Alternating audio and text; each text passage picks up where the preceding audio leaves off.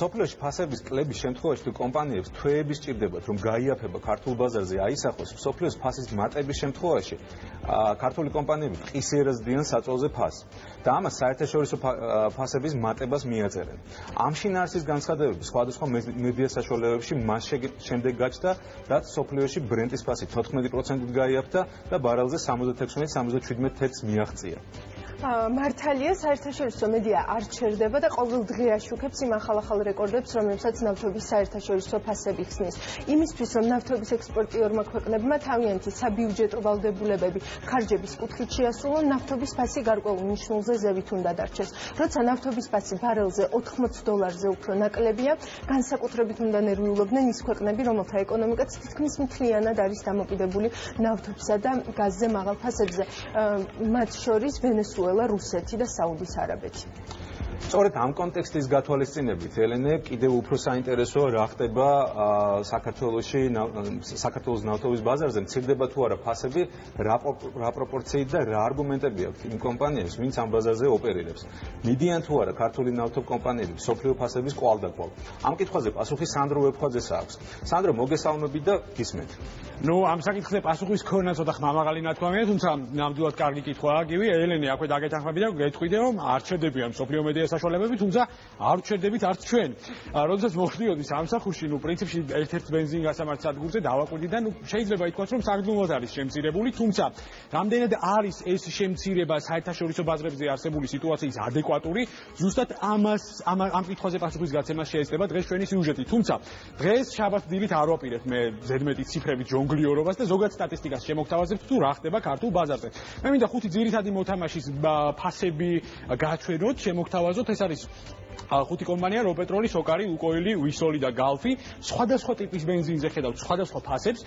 შემცირება, სახეზია შეიძლება ითქვას, თუმცა პათოსი ძირითადად რა პათოსიდაც გამოდიან ანალიტიკოსები და ექსპერტები არის, რომ ადეკვატური არ არის შემცირებული ფასი საერთაშორისო ბირჟებზე არსებული სიტუაციის. უფრო მეტიც, მიმდინარე კვირაში ჩვენ დავაანონსეთ ავტორიტეტულ როიტერზე დაყრდნობით, რომ სოფლიოში ნავთობის ფასი დაახლოებით 14%-ით შემცირდებოდა და ბარელზე დაახლოებით 76-77%-ით განისაზღვრებოდა. შეიძლება ითქვას, რომ მოლოდინები გამართლდა და უფრო მეცაც გეტყვით. ნიუ-იორკის ბირჟაზე დაახლოებით ბარელი ნავთობის ფასი $81.78 განისაზღვრა, ლონდონის ბირჟაზე 83.35-ია, ხოლო რაც შეეხება პლაცის მონაცემებით დაახლოებით 1 ლიტრი საწვავის ფასი $805-ია. უფრო მეტი თვალსაჩინოებისთვის მე მინდა ერთი კონკრეტული მაგალითი შემოგთავაზოთ, რადგანაც ადგილობრივ ლოკალურ ბაზარზე ფასებს ძირითადად პლაცი განსაზღვრავს, შეიძლება ითქვას, რომ ქართულმა კომპანიებმა საშუალოდ თუ დავიანგარიშებთ, ფასი საწვავზე დაახლოებით 30-დან 60 თეთრამდე შეამცირეს. ეს არის საშუალო მაჩვენებელი იმისა. ჩვენ ასევე ბიზნეს კონტაქტის მიერ მომზადებულ სიუჟეტში შეგვიძლია მოვისმინოთ მხარეების პოზიცია, ასევე ნავთობ კომპანიების არგუმენტები, მაშასე შეგვიძლია ვიხილოთ სიუჟეტი. კარგი იქნება თუ დაიკლებს კიდევ დაახლოებით 8 თეთრი მინიმუმ თქვათ. ასაბუთებენ იმით, რომ ადრე შემოტანილი იმ ფასაც ჯერ არ არის რეალიზებული და ამიტომ ეს ფასები თითქოს მაღალია დღეს ფასების ადრესად. მაინც ასაბუთებენ.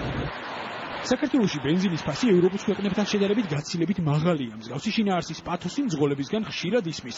იცავენ თუ არა ადგილობრივი მოთამაშეები მსოფლიო თამაშის წესებს. ქართული საწვავის ფასების ზრდისკენ მიდრეკილი გამოცდილების გათვალისწინებით ბიზნეს კონტაქტი ლოკალური ბაზრის ფასების დინამიკით დაინტერესდა და თემას ვრცელი ეთერიც მიუძღვნა. ერთმანეთს საკუთარ სიმართლეს ნავთობ პროდუქტების იმპორტიორთა კავშირის ხელმძღვანელი ვანო მთვრალაშვილი და არასამთავრობო ორგანიზაციის წარმომადგენელი ბექა კემულარია უმტკიცებდნენ. ეს უკანასკნელი ოპონენტისგან განსხვავებით ბენზინის ქართული ფასების წინააღმდეგ ილაშქრებდა.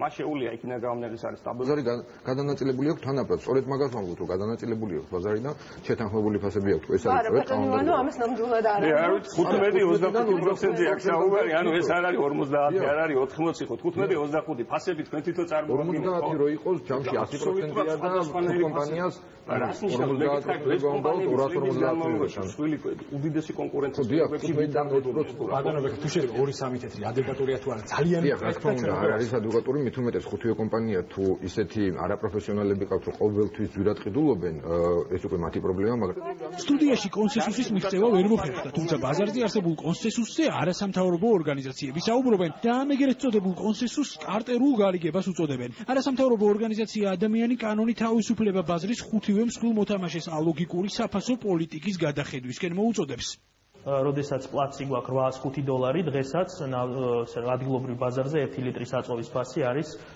იწყება 2 ლარი და 2 თეთრიდან. დღეს სანამ თქვა გამოძიება არ ჩატარდება, დღეს სანამ კონკურენციის სააგენტო, რომლის კონკრეტული ფუნქციაა, რომ იმუშაოს აღმოჩნდა საკითხზე, არ დადებს დასკვნას იმისას, რომ ქვეყანაში შეინიშნება მონოპოლიური თქვა ნიშნები, ხო? მანამდე ამაზე თქვა პრეზუმპციიდან გამომდინარე უდანაშაულობის ახლა ვერავის ხელს ვერ დავადებ და ვერ ვიტყვით, რომ სახელმწიფოში რაღაც თანხები მიდის. იღებენ თუ არა გარკვეული პირები ეგრეთ წოდებულ ატკატებს ამის დადგენა უკვე გამოძიების პრეროგატივაა, თუმცა ეკონომიკური განვითარების ცენტრის ხელმძღვანელი სიტუაციის დარეგულირებაში კონკურენციის სააგენტოს როლსა და მის ვალდებულებებზე საუბრობს. ვერასდროს ვერ დაადგენ რომელი არის ობიექტური ფასი და რომელი არის ობიექტური რენტაბელობა, თუ კი არ გვეცოდინება როგორი არის ქვეყანაში კონკურენცია. ყველაფერი დაკავებულია, ყველაფერი მონოპოლიზებულია, საუკეთესო ასე ვთქვათ ადგილები, სავაჭრო ცენტრები მონოპოლიზებულია, ამიტომ ამ სფეროში შესვლის მთავარი ასე ვთქვათ ბიძგი უნდა იყოს მრავალი წვრილი კონკურენტის გარდაჩენა. კონკურენციის სააგენტოს ხელმძღვანელმა ექსკლუზიურად ბიზნეს კონტაქტს განუმარტა, რომ არსებული სიტუაციის ფონზე კარტერულ გარიგებაზე საუბარი გაუჭირდებოდა, რადგან ამისთვის ბაზრის კვლევის ჩატარებაა საჭირო.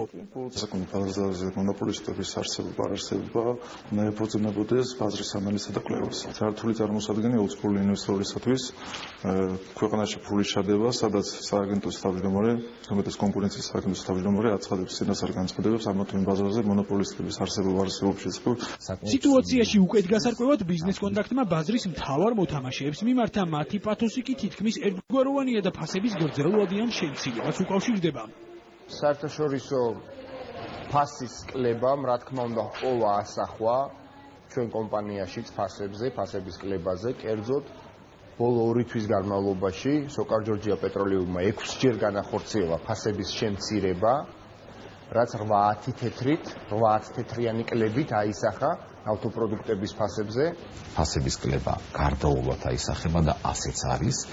ბოლო მაგალითი შემიძლიათ მოგიყვანოთ, რომ ორშაბათს შევამცირეთ ფასები ქსელში დიზელის ტიპის საწოლზე, შემოვინახავ ასე ვთქვათ, სიურპრიზად კონკრეტულ თარიღს, მაგრამ უახლოეს დღეებში შევამცირებთ კიდევ ერთი ნაბიჯით. დაახლოებით ეს იქნება 3-დან 5 თეთრის ფარგლებში ყველა ტიპის ბენზინის საწოლზე. დაახლოებით 15-დან 20 დღემდე საჭიროებს მისი ტრანსპორტირება და შემდგომ დასაწყობება რეზერვუარებში. აქედან გამომდინარე, რა თქმა უნდა, ჩვენ ხისტად ვერ აისახება პირდაპირ მყისიერად ვერ აისახება ის ფასების ცვლილება, რომელიც საერთაშორისო ბაზრებზე მიდის. თუმცა დინამიკაში ეს აუცილებლად აისახება, თუ ჩვენ ნახავთ დინამიკას კლების, რაღაცა პერიოდის შემდგომ უკვე ესეთივე კლების კუთხით მისდევს უკვე მას საცალო ფასებში ფასების დაწევა. სანამ კონკურენციის სააგენტო, ანალიტიკოსები და არასამთავრობოები კარტერულ გარიგებასა და არაადეკვატურ მოგების მარჟას შორის ზღვარს გაავლებენ, მომხმარებელს კვლავ ახალი წლის ან რომელიმე სხვა დღესასწაულის მოლოდინში მოუწევს ყოფნა, ვინც ის იქნებ შემცირებულმა ფასებმა სადღესასწაულო განწყობა კიდევ უფრო გაამძაფროს.